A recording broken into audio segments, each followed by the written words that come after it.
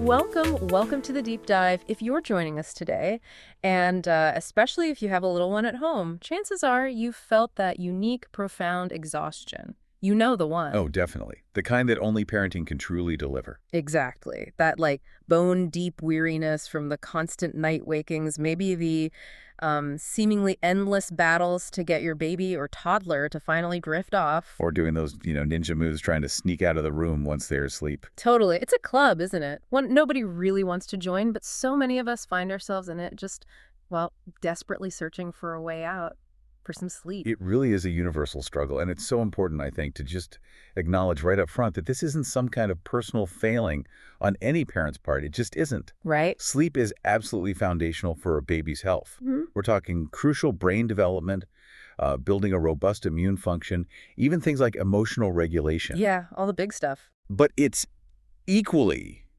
maybe even more, crucial for the entire family's well-being. Yeah. I mean, when everyone in the house is chronically sleep-deprived, every single challenge just feels 10 times harder, doesn't it? Oh, absolutely. Every moment is just magnified by fatigue. Exactly. And that's really the crux of it, isn't it? We often find ourselves just like surviving, Yeah.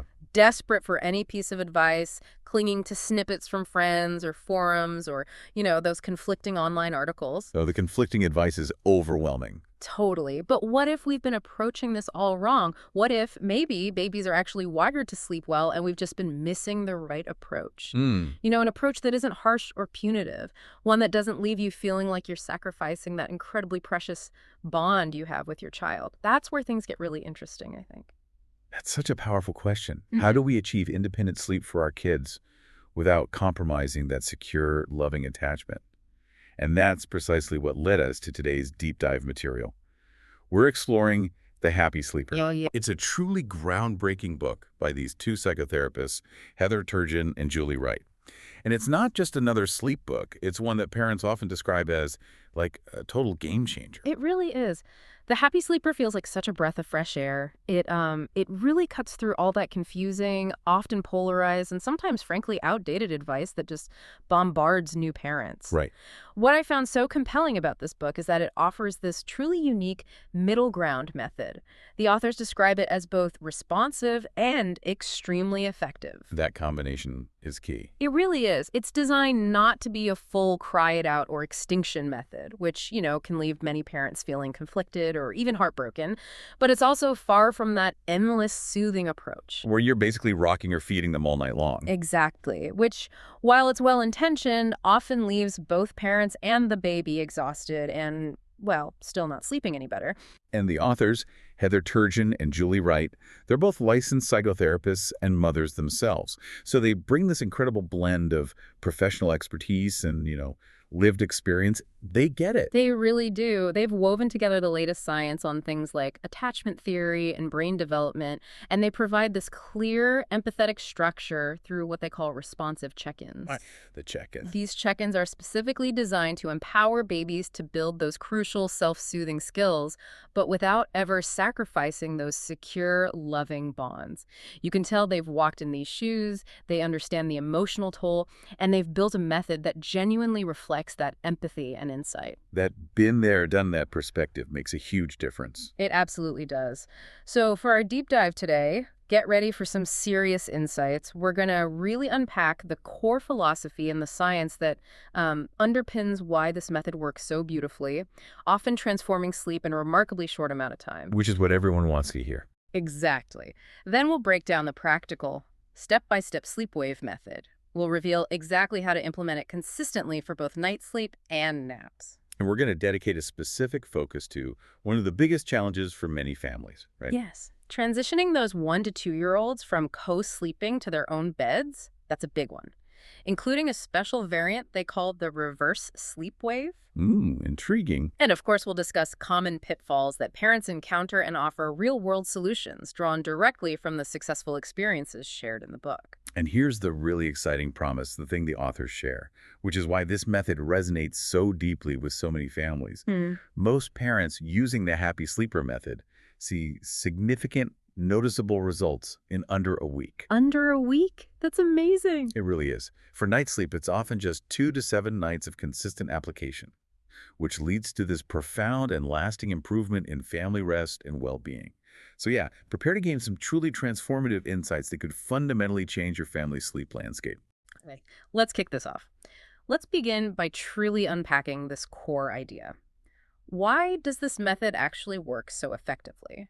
The authors of The Happy Sleeper, they start with this fundamental truth that honestly often feels counterintuitive to us sleep-deprived parents. Which is? Sleep is natural. It's hardwired into babies, just like breathing or digesting food or learning to crawl. You can't actually train a baby to sleep in the same way you might train, say, a puppy to sit or stay. Right, but they already have the ability. Exactly. They already possess that innate ability to sleep. But here's the crucial kicker. While the ability to sleep is innate, the habits and associations surrounding sleep are incredibly powerfully learned. Ah, the associations. That's the key distinction. Yes. And this distinction, this learning of associations, is often where the struggle for parents begins. Right. We unintentionally create dependencies. That makes so much sense. What Turgeon and Wright highlight so effectively is this distinction between unhelpful and helpful sleep associations. Okay. Think of unhelpful associations as basically anything where the parent is actively present and doing the soothing to get the baby to fall asleep. Like the rocking, the feeding. Exactly. Rocking, feeding to sleep, shushing for ages, bouncing, jiggling, all those familiar scenarios. Now, these aren't inherently bad, especially for very young newborns who truly need that assistance. But as a baby grows and their neurological system matures, these actions can become what the authors call crutches. Crutches, right. And the practical reality of those crutches is pretty significant, isn't it? It really is. Like if a baby falls asleep while being fed, for example, they then form this powerful association. They link feeding with sleep onset. So if they partially wake up during the night, which, by the way, all humans do, multiple times they'll expect that exact same condition to be present to fall back asleep. The feeding, in this case. Right. If the conditions have changed, no breast, no bottle, no rocking, they then fully awaken and signal for help because that's their learned pathway back to sleep. They're literally asking you, hey, recreate the thing that got me to sleep in the first place. Precisely. This really clarifies why teaching independent sleep is so vital. Babies who fall asleep independently, on the other hand, well, they're much more likely to partially wake. Notice the familiar helpful associations, maybe their thumb or a lovey if they're old enough, or simply the comfortable feeling of their own crib, and then self-soothe right back to sleep. And you might not even hear them. You might not even know it happened. Yeah. The genius here, I think, is recognizing that our role shifts. It shifts from doing everything for the baby to basically getting out of the way. So their innate biology, their own ability to sleep, can take over. So what this all boils down to is that the primary goal of the sleep wave method is really elegantly simple. It's to systematically and gently eliminate those unhelpful associations. The crutches. The crutches, yes, and empower the helpful, self-soothing ones. You're not imposing anything artificial. You're simply creating the conditions for your baby's innate ability to sleep, to truly shine through, free from those learned dependencies. And this leads us right into the really robust, science-backed foundation of the method. The Happy Sleeper approach. It's built on this deep understanding that as babies develop, their capacity for independence actually grows hand in hand with their secure attachment. That's such an important point. It's not a zero-sum game. Not at all. You don't have to sacrifice one for the other. They're deeply intertwined and mutually reinforcing. A secure attachment actually helps them become more independent. Okay, so here's where the developmental readiness really comes into play. The book explains that by around 5 months of age, most healthy babies typically have 2 crucial developmental markers. These make independent sleep not just possible, but often quite natural for them. Right, 5 months is often the sweet spot to start. First, their internal clock, their circadian system, has matured. This internal clock, governed by light and dark cues, dictates the release of sleep hormones like melatonin. By 5 months, this system is robust enough to really differentiate night from day, making consistent sleep patterns much more feasible. And the second marker. Second, they've developed the ability to self-soothe. They can move their bodies, they can find their fingers or thumb to suck, and their nervous systems are mature enough to just lie there and transition to sleep on their own, much like we do as adults, It's amazing when you think about it. And this method masterfully leverages those natural developmental milestones. The predictable parental responses, especially that fixed 5-minute interval during check-ins, are specifically designed to lower stress hormones in the baby. Lower stress hormones. How does that work? Well, the consistency helps babies calm faster and it builds trust rather than escalating their anxiety. You might wonder, why exactly 5 minutes? It seems specific. Yeah, I was wondering that. This interval is calibrated to keep the baby in what the authors call a protest cry state. They're certainly not happy. They're protesting the change in their routine, protesting that you're not doing what you used to do. Right, they're mad. They're mad. But because you consistently return after a predictable short interval, they don't escalate to that primal fear of abandonment. You are providing them with consistent data. Okay, I'm upset, but my parent is coming back, predictably.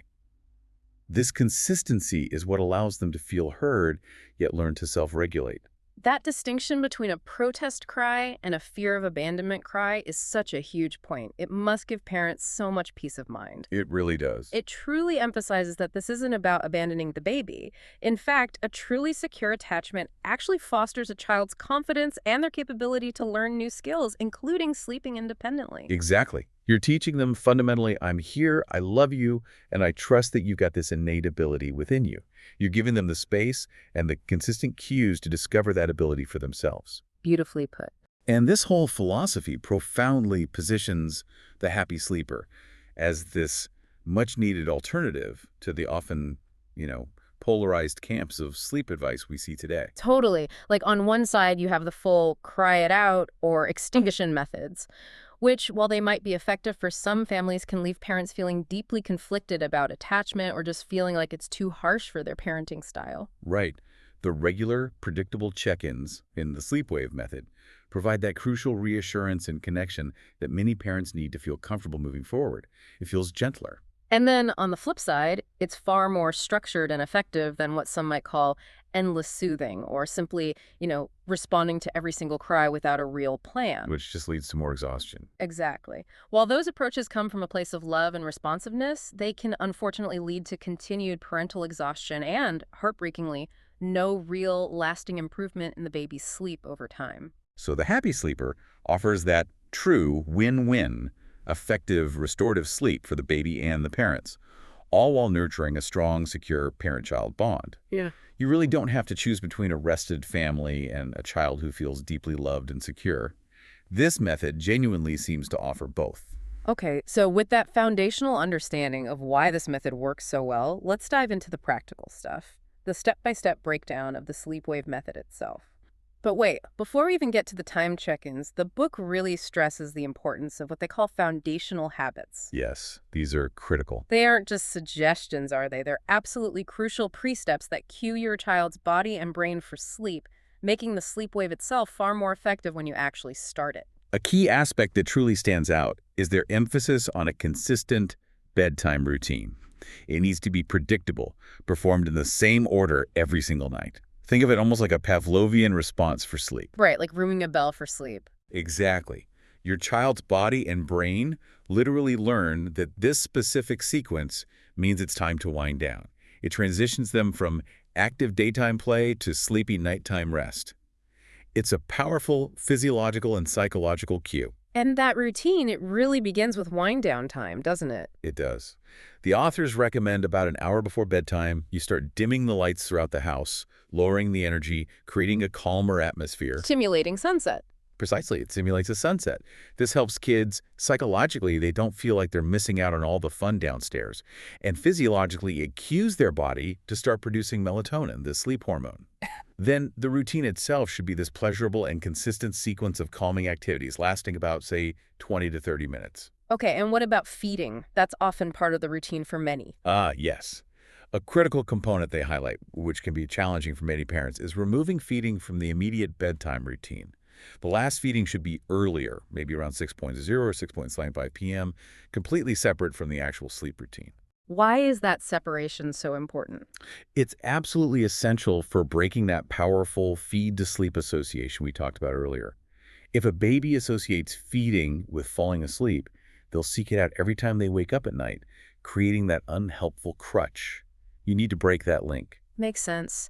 And what I find particularly compelling about the routine itself is the emphasis on incorporating some baby-led play or social time within it. Yeah, that's interesting, isn't it? It is. It primes babies for self-regulation in their cribs. Instead of you doing all the soothing, they're getting into that independent mode even before they hit the bed. So what kind of things count? Well, examples include a warm bath, putting on PJs, maybe in quiet floor play, reading books they suggest, maybe even lying down with your baby for this part and singing a chosen lullaby. Nice, calming activities. Exactly. And don't forget the language-based cues, like having a consistent goodnight sequence, maybe saying goodnight to 5 specific objects in the room, or a familiar phrase. Then, ending with a simple 3-phrase script as you lower them into the crib. Something like, "Night-night, we love you, we're right outside." That consistency feeds your baby important data, building their understanding and trust in the routine. Beyond the routine, the optimal room environment is profoundly impactful on sleep quality. We can't skip over this. First and foremost, darkness. How dark are we talking? We're talking 100% dark, like a cave, especially at bedtime. This means investing in true blackout curtains and meticulously eliminating all electronic lights. Even tiny ones. Even the tiniest glowing humidifier light, a fan's indicator, or those popular star projectors. Light, even a tiny bit, activates the brain and sends conflicting signals to their system. It tells them it's time to be awake, not sleep. Melatonin production is highly sensitive to light, and even a small amount can suppress it. Wow, okay. Total darkness. What else? Cool temperature. The ideal is around 65, 68 degrees Fahrenheit, or about 18 degrees Celsius. That sounds quite cool. It might feel a bit chilly to us, but it's based on research showing that a slight drop in core body temperature is a natural physiological cue for sleep onset. A cooler room facilitates this process, prompting the body to conserve energy and transition into deeper, more restful sleep. You simply layer the baby up in appropriate sleepwear, like a sleep sack, to keep them warm. Okay, layers are key. And white noise, helpful. White noise isn't essential for soothing in this method, but it can be incredibly helpful as a sound screen. It masks external noises, barking dogs, noisy siblings, traffic that might disrupt sleep. They recommend low to medium volume and natural sounding variations, like rain or a static hum, over more jarring shushing sounds. Gotcha. And what about families who are room sharing? That adds another layer. It does. For those families, creating a separate space, even within the same room, is vital. Even just a visual barrier, like a changing screen or a strategically placed piece of furniture, helps your baby feel they have their own cozy cave. So they don't just see mom or dad right there. Exactly. So they don't see or think about the parent all night, which can be activating. In some cases, the authors even suggest considering sleeping elsewhere for a couple of weeks. Initially, maybe a parent sleeps in a guest room or on the couch just to truly optimize the environment and make the sleep wave easier and clearer for the baby. Prevents accidental parental presence from becoming a new, unhelpful association. Right, good tip. So with those powerful foundational habits firmly in place, the routine, the room, let's get to the core mechanics. The sleep wave steps for general use. Who is this suitable for again? This method is suitable for babies from about 5 months old. Assuming, of course, they're healthy, growing well, they're unswaddled, they can roll over, and they've passed that significant 4-month sleep progression. Progression, not regression. I like that reframing. Me too. Because it's not actually a regression in a negative sense. It's a progression where a baby's sleep cycles mature to resemble an adult's, incorporating lighter sleep stages. This increased awareness can lead to more frequent wakings as they learn to connect those cycles independently. So that's why this method becomes so effective after that period. Okay. And it's also ideal if your baby is starting to resist your usual helping ways at bedtime, Right. like arching their back or pushing away. Yes, almost like they're saying, hey, I think I can do this myself. That readiness is indeed a key signal. So the first step is put your baby down, drowsy but awake. Drowsy but awake, the classic advice. It is, but it's crucial here. After that consistent wind down and routine, you lower your child into their crib or bed while they are calm and sleepy, but crucially, not fully asleep. Give them a quick pat if you wish. Deliver your simple prepared script, it's time for sleeping, mommy's right outside, I love you, or whatever you chose. And then, and this is important, leave the room immediately. No lingering, no extra pats, just leave. Okay. Then comes step 2. You wait 5 minutes. But only for true crying, right? Exactly. And this distinction is vital. Not just fussing, not whimpering, not those little sleepy protests you sometimes hear, but true, continuous crying. Once that true crying starts, you set a timer for 5 minutes. This sounds like the hard part. This part requires some fortitude, especially on the first night. And here's a key detail. If they stop crying for, say, 15 or 20 seconds before the 5 minutes is up, you actually reset the timer. You only respond after 5 solid, uninterrupted minutes of crying. This is your baby testing the pattern, pushing against the new boundary, and your consistency is their data. They need clear data. Got it. Reset the timer if they pause crying. Okay, step 3 is the check-in. What does that involve? Step 3 is your brief check-in. After those 5 minutes of continuous crying, you calmly enter the room. The authors recommend standing about 5 to 6 feet from the crib, or maybe just by the door. Calmly and matter-of-factly, you repeat the exact same script you use when you put them down, for about 7 to 10 seconds. Just the script, no touching. Well, here's the critical part. Do not pick up, feed, hug, or engage in any extra soothing unless it's genuinely necessary, like they're sick, they have a poopy diaper, or some other real need. This limited interaction prevents you from accidentally reinforcing an unhelpful association and keeps the message crystal clear. I'm here, I acknowledge you, but it's still sleep time. Very brief, very boring. Okay. Brief and boring. And step 4 is repeat. Step 4 is simple yet powerful in its consistency. You repeat this process every 5 minutes. You leave the room, reset the timer if crying starts again, and continue this pattern. Wait 5 minutes of crying, brief check-in, leave every 5 minutes during periods of crying until your baby falls asleep. That consistent, predictable wave of response, that's what builds the trust. That's exactly it. It keeps the baby in that protest cry state. They're mad, you're not doing what you used to, sure. But they don't escalate to fear or worry because they learn, through your consistency, that you will return predictably. They're like little scientists gathering data on your behavior. Your unwavering consistency gives them the necessary information to trust the new pattern. And once they truly trust it, they relax, and their natural ability to sleep takes over. Amazing. And step 5 applies this to naps and night wakings. Exactly. Step 5. You apply this method consistently to naps and any night wakings, unless, of course, it's a scheduled feed for a younger baby, and that feed should be quick, quiet, and boring to avoid creating a new association around feeding at night. Keep it all business. All business. You also apply it for naps, which, interestingly, can sometimes be more challenging than nighttime sleep. What's fascinating here is that naps can often take longer to stabilize, maybe 2 to 3 weeks, but nighttime sleep typically shows significant improvement remarkably quickly, often in just 2 to 7 nights. Wow, that is quick for nighttime. It really can be, which is why the authors strongly recommend tracking your progress in a journal for those first 3 to 7 days. Seeing the crying times decrease and the sleep duration increase can be incredibly motivating and confirm that the method is indeed working, even when it feels tough. That visual proof must really help parents stick with it. Okay, now let's zoom in on a specific and often, let's be honest, emotionally charged scenario. Transitioning those 1 to 2-year-olds from co-sleeping to their own beds. Ah, yes, the toddler transition.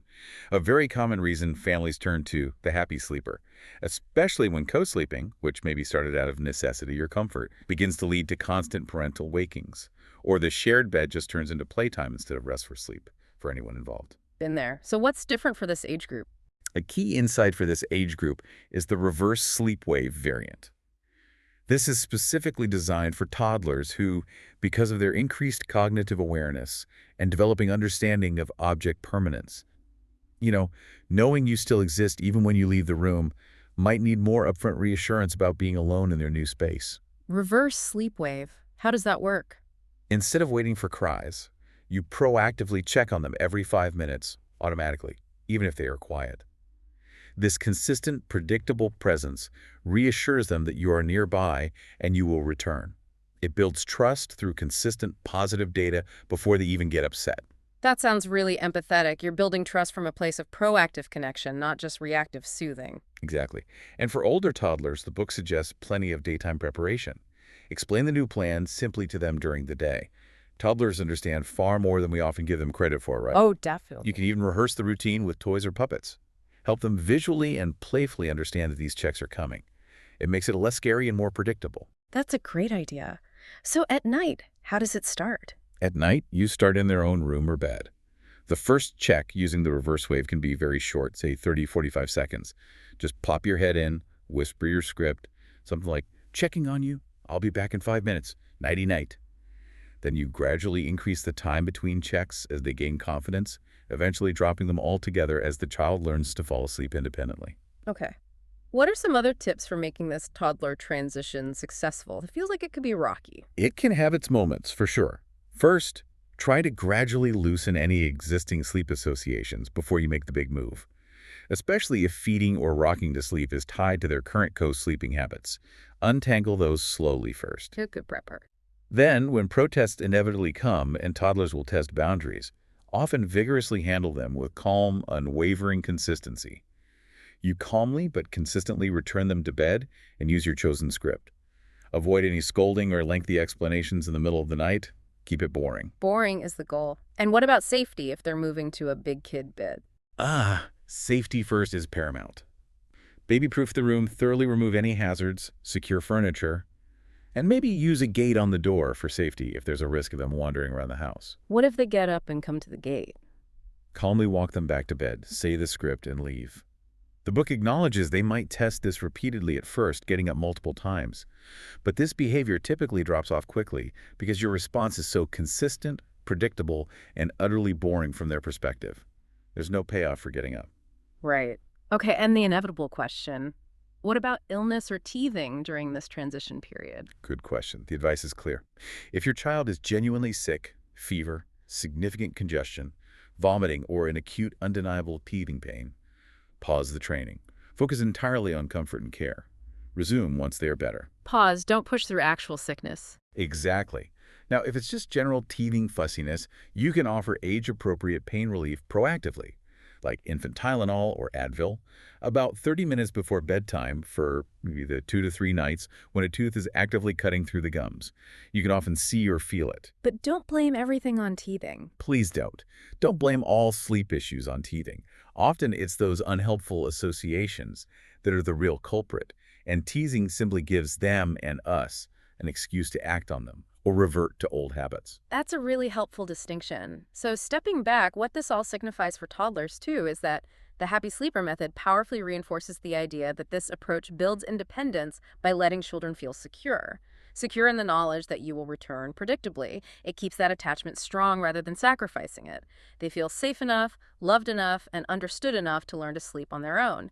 It's about trust, consistency, and empowering their innate capability even when they're older. It really is. It adapts beautifully across the age range. Okay, so even with the best intentions and the clearest methods, parents inevitably hit some common hurdles when implementing a new sleep strategy like the sleep wave.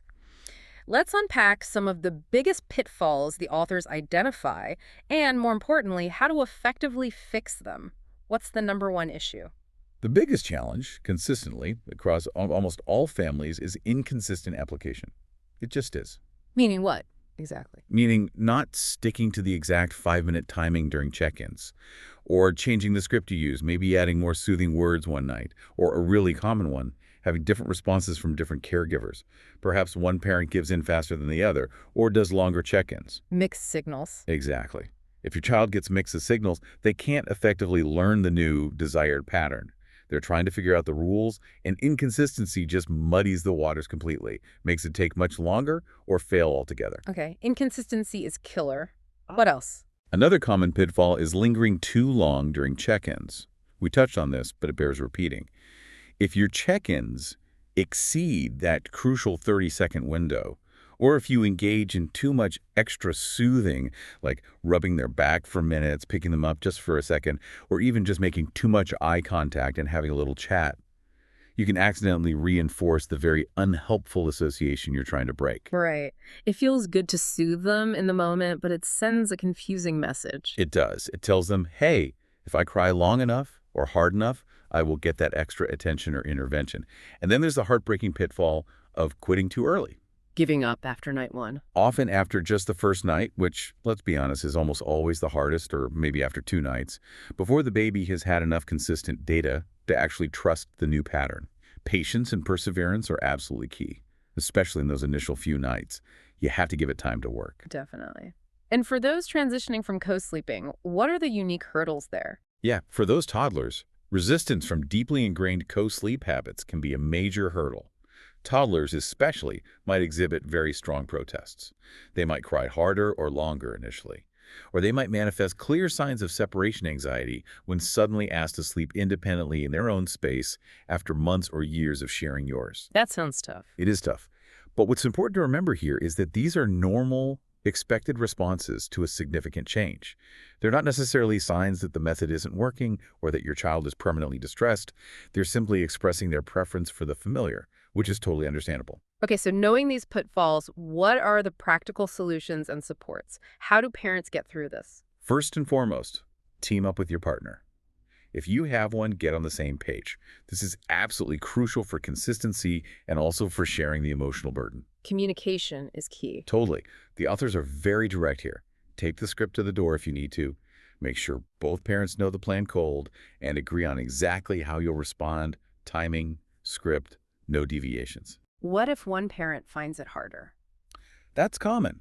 They even recommend choosing one parent as the point person for the first 4 nights. Maybe the non-breastfeeding parents that applies, just to minimize any conflicting cues or associations.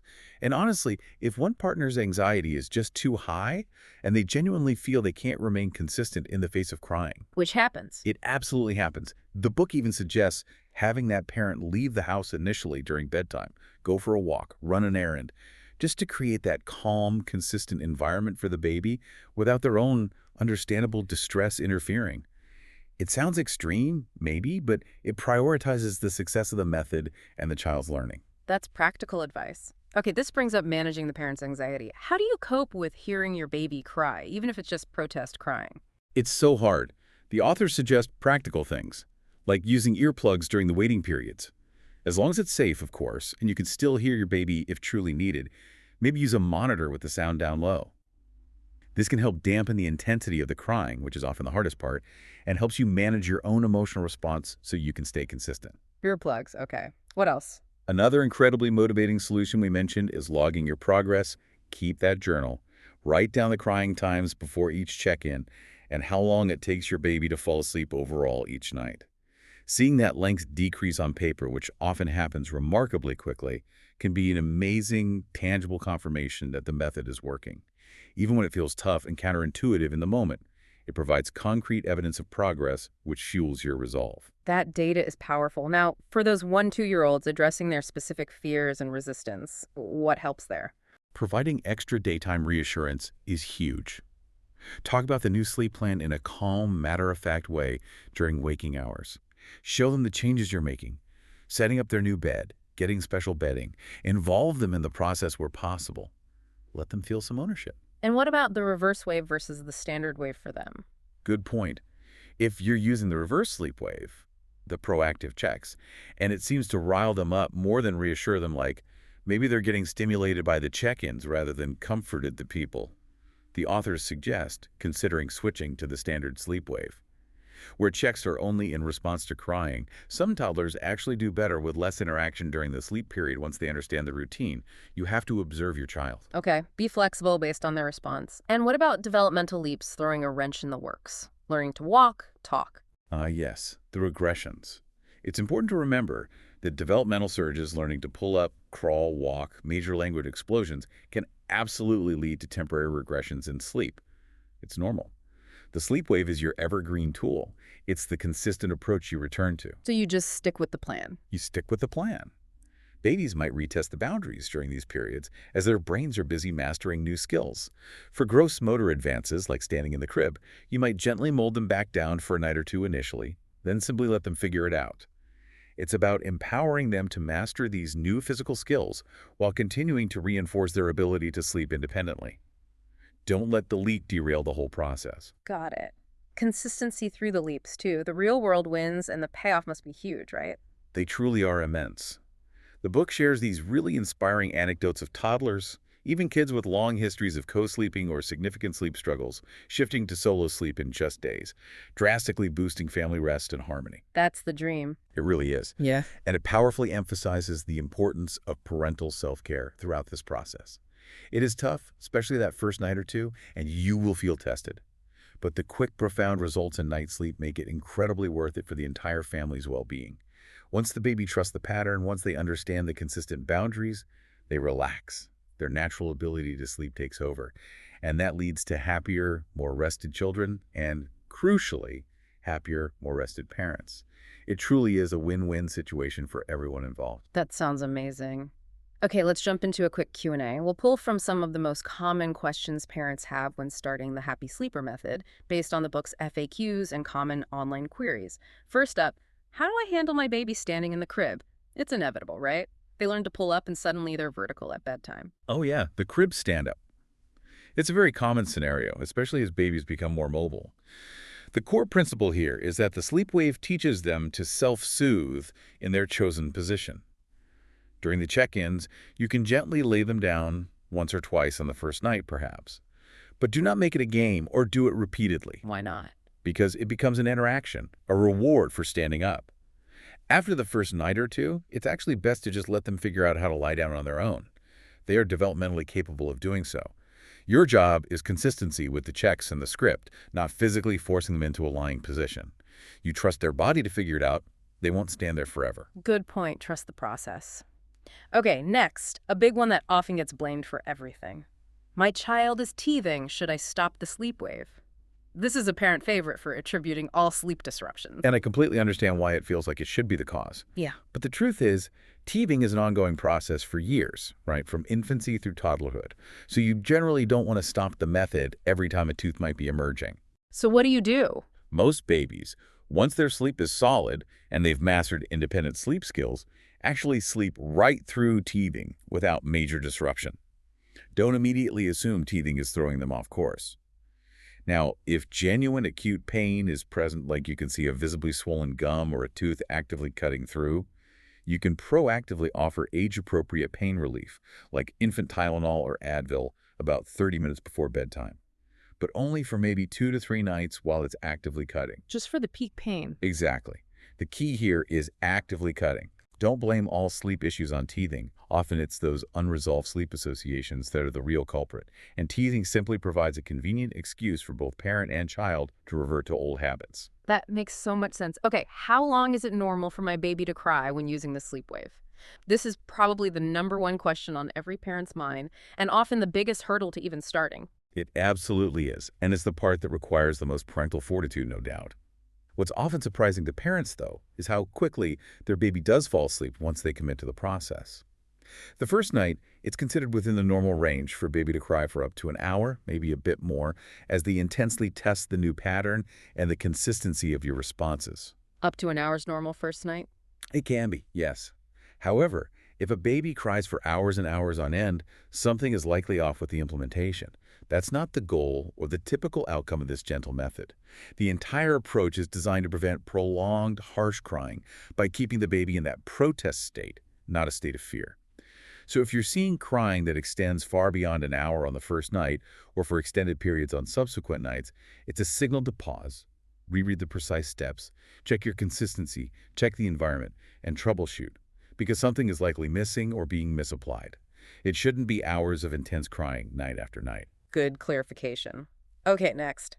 How do I time naps to protect bedtime, especially with short naps?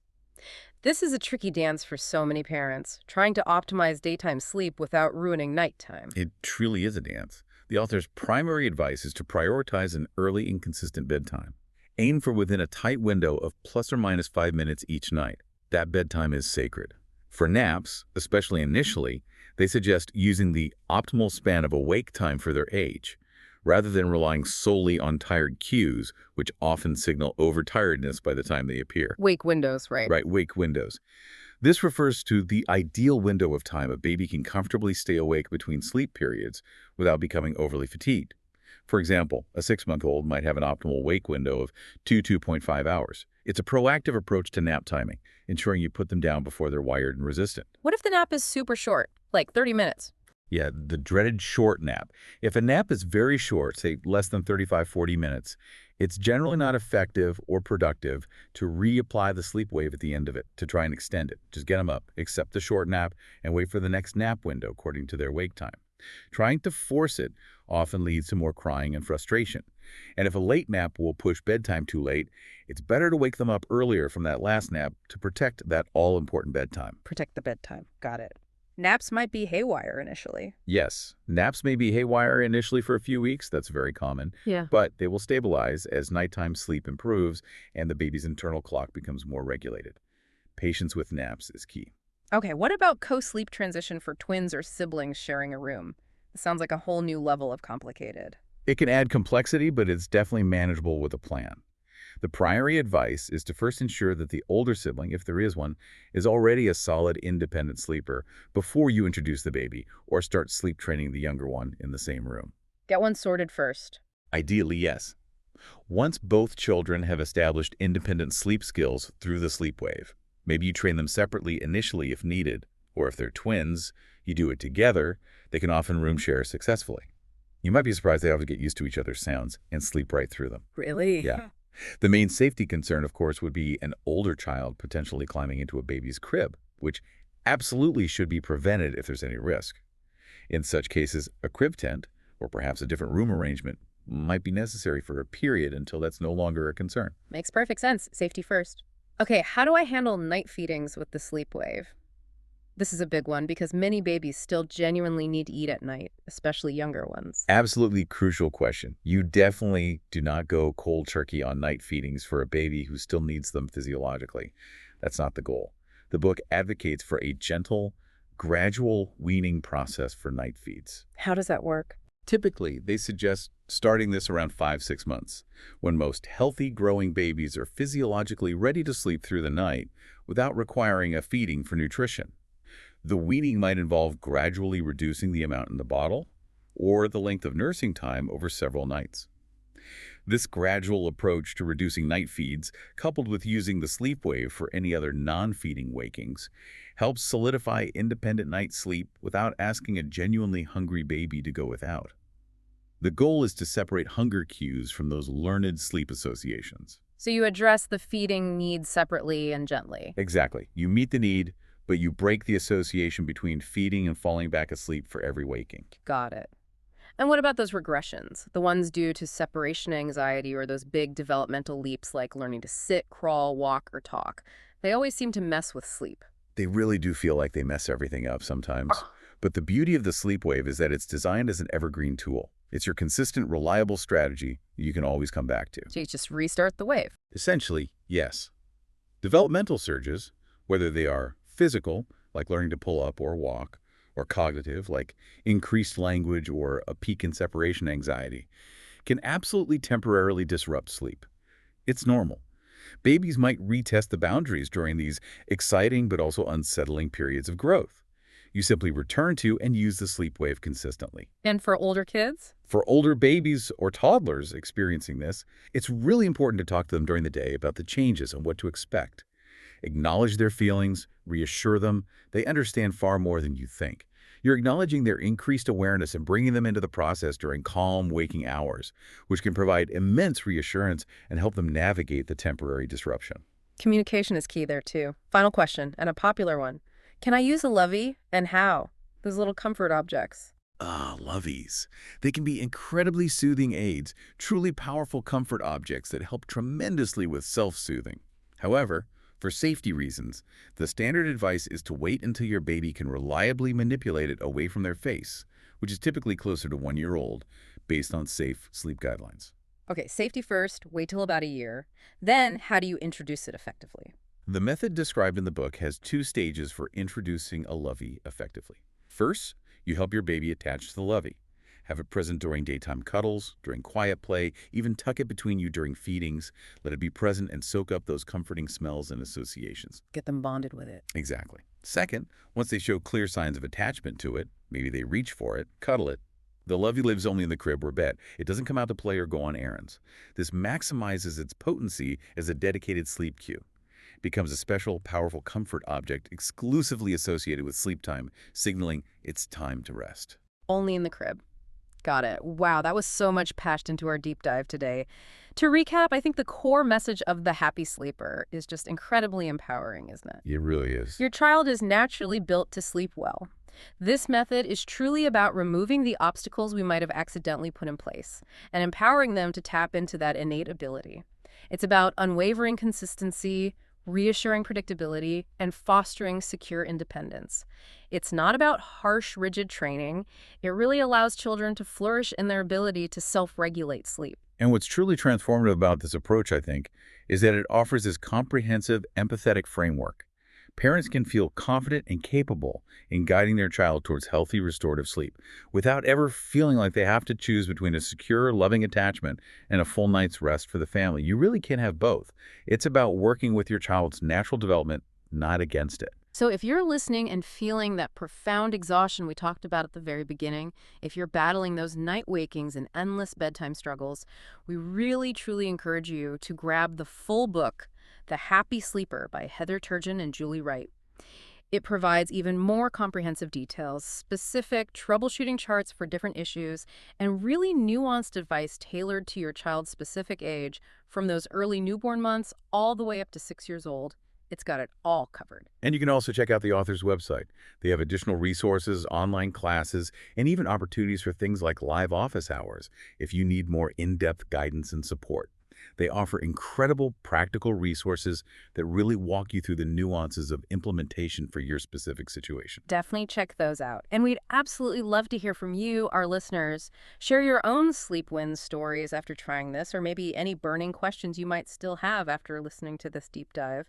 Find us over on social media. Yeah, we'd love to hear how it goes. And, of course, please take a moment to rate and review this deep dive wherever you listen. It truly helps us bring more valuable content like this to you. And just remember, better sleep for your little one truly means better rest and overall well-being for your entire family. It's such a worthwhile investment that pays dividends for everyone's health and happiness. You've got this, truly. Better sleep really is ahead. Now go forth and find some rest because you absolutely deserve it.